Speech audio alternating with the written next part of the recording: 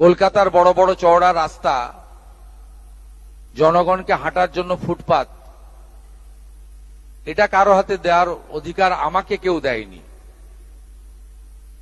আমাকে public vote দিয়ে জিতিয়েছে, BJP এবং এমএলএরা আমাকে মুখ্যমন্ত্রী বানিয়েছে। আমি জনগণের প্রতি দায়বদ্ধ। আপনার জনগণের স্বার্থ যেখানে যুক্ত রয়েছে, সেই স্বার্থ সর্বাধিক অগ্রাধিকার পাবে।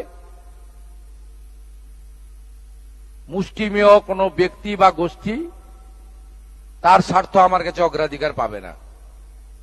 আমরা মানবিক, যেখানে অচল মার্কেট রয়েছে, উদ্বৃত্ত জায়গা রয়েছে, প্রাথমিকভাবে আপনারা সরে যান। ইউডিএমএ ডিপার্টমেন্ট আস্তে আস্তে আপনাদের জন্য সরকারি স্কিম নিয়ে আসবে।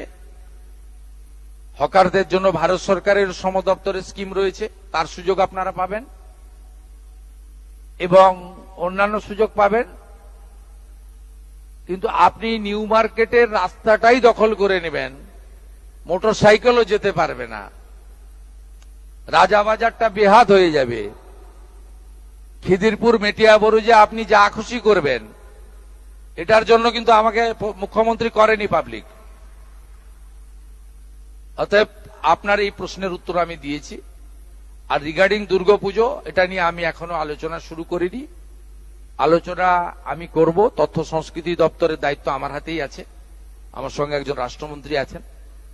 আমি এটা সাংস্কৃতিক দপ্তরের মধ্যে পড়ে, আমি নিশ্চয়ই আলাপ আলোচনা করব। আমি একটা কথা শুধু বলবো, ওই সামান্য সরকারি অর্থ যাদের প্রয়োজন নেই, আমার মনে হয় তাদের দেওয়ারও দরকার নেই।